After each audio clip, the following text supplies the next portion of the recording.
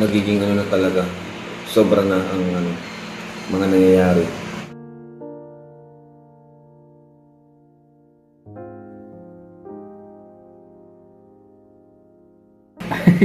Yung upload mo kapon. Apektuhan ka? Ano yun? Totoo man yun, di ba yun prank? Kumaga, naaano sa isip ko. Kumbaga, Sumasagi sa isip. nilabas mo yung sama ng, yung gusto mong ilabas. Yung, Yung, kasi parang, ano eh, sa dumarami ng, dumarami ng kalingap. Hindi lang kalingap, reactors. dami. Sobrang dumadami na. May mga biglang nasulpot na Hindi na makontrol. mga Buti kung kahit tayo lang nandito, talagang kontrolado natin lahat.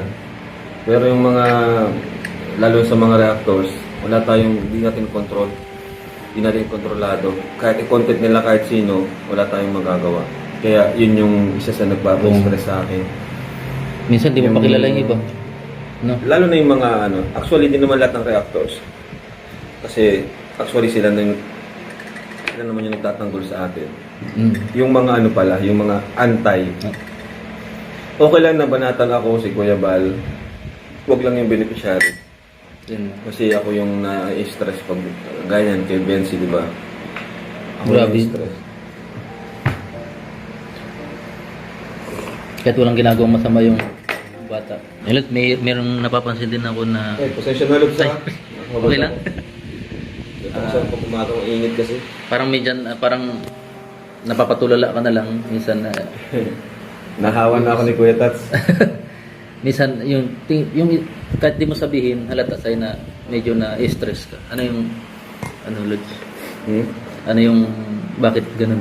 Yan is napansin ko rin, Lods. Siguro apektado ka rin doon sa mga nangyayari sa beneficiary mo, yung mga Actually, kung ako yung i-bash, kung ako yung banatan o balahurain, or si Papa, okay lang sa akin. I mean, okay lang sa akin kasi ako, magaling akong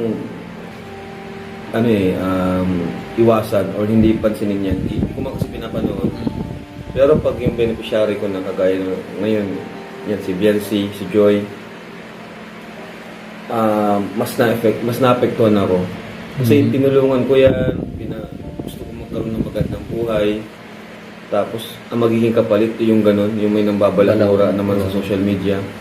Parang, naanuhan ako, parang useless or nonsense yung pagtulong ko kung yun naman yung kapalit. Kaya, yun, affected talaga ako. Gusto kong tumulong nang hindi sila nasasaktan. Hindi sila na-apektuhan yung damdamin nila. Kaya,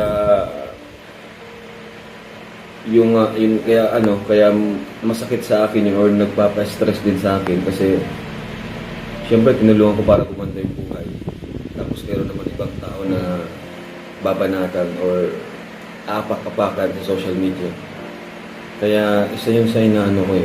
Yun yung mga bagay na hindi ko kontrolado. Kaya ako naapektuhan.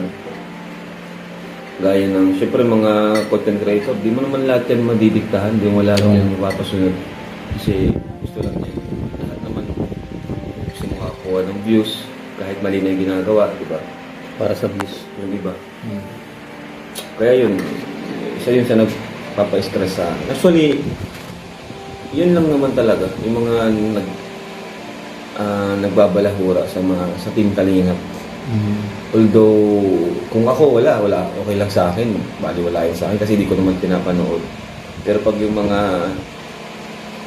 beneficiary ko, yun yung, kasi nahihiya ako sa sa pamilya. Nahihiya ako sa kanila. Minsan nga ako yung nag-ano sa kanila, pasensya na kayo, kasi ganyan. Ako talaga na bro, pasensya ka na. Na ganyan, na dadamay ka dito, na ganyan talaga ako.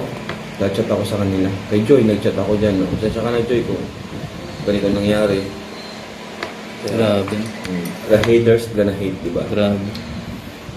Dapat ang gawin na lang nila kung ayaw nila sa tao, huwag na lang yun. Focus na lang sila sa buhay nila. Eh, doon na paghahalataan na for the views talaga eh. Di ba?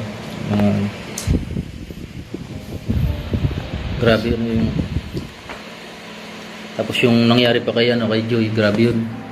Ay, yung ano, sa Bago. dungeon Oo. Wawakas. At kaya ganun. Actually, naging ano rin siya sa akin eh. Parang eye-opener na rin siya sa akin. Na nagiging ano na talaga. Sobra na ang ano, mga nangyayari. Hindi na healthy. Kaya kung mapapansin nyo yung mga upload ko, kung napapanood ko, nanonood ka na upload ko, pansin mo mga good vibes. Ang gaganda, di ba? Kaya sabi ko, focus na lang muna ako sa ganito, na adventure, good vibes, at the same time, Oo. tumutulong. Ang saya, di ba? Comedy. Tapos pinagdagan pa tayo nila Beshi, nila Para Romeo. Sumakto naman na talagang ang ganda ng pasok nila eh. Hmm.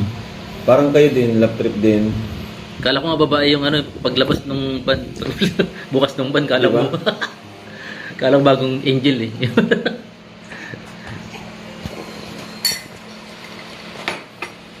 Yun lang lang. Para balanse yung ano, para limot na nila yung mga Saka ano, ayoko nang tama na itong ano, love team na to. Ayoko nang magdagdag. hindi ka na talag puro Ano? pure helping na lang. Na-inspire din ako sa ano, sa ginawa ni ano, yung siner mo, si Bana. Diba? Grabe yun. Siya talaga pala Hindi man nag-look. natin magagawa dito, wala mang bagyo sa atin. Ano ba kayo? Pero kung may bagyo dito, gagawin din natin. Oo. Ang ganda yun. Ganda nga. Kaya bilib ako kay Ivana kasi kahit sa dami ng malalaking YouTuber, siya lang yun. Siya talaga. Na, Di ba? ang pagkakalam ko, inspired Kaya nakatutuwa ako kay Ivana eh. inspired din niya sa mga charity vlogger, si Bana. Kasi ang daming malalaking vlogger dyan na ano. Pero si Ivana, The best. although yung iba siguro tumutulong na off-cam, Mm. pero di man natin alam kasi kung anong ginawa nila. Oo. Pwedeng sabihin nila na tumulong lang sila, ano lang yung tinulong nila. Unlike pag may video talaga, makikita mo kung ano yung ginawa talaga, di ba? Tsaka ang kaganda pag may video. Saka wala namang masama kung may video mo, di ba? Kasi Oo. vlogger ka eh. Maraming Walang ma-inspire. masama Kasi yung iba tingin, po, binidyo pakitang tao. Oo. Hindi po. To inspire others, to to inspire others, to motivate others. Tama. Nasa mundo tayo ngayon ng ano eh, ng Social media. technology and social media. So, basic ang pag-video is common na yan. Hindi yan sa pagiging pakitang tao. Diba? Parang Kaya bilib ako kay Ivana. Diba? Parang teacher yan na hindi ka man matututo kung hindi mo makikita yung ginagawa ng teacher. Parang gano'n. Nakaka-inspire kaya. Ako nga, di ako nag-isip ng masama eh, na, ay, pakita mo. Na-inspired ako. Sabi ko, grabe. Itong Ivana na yan.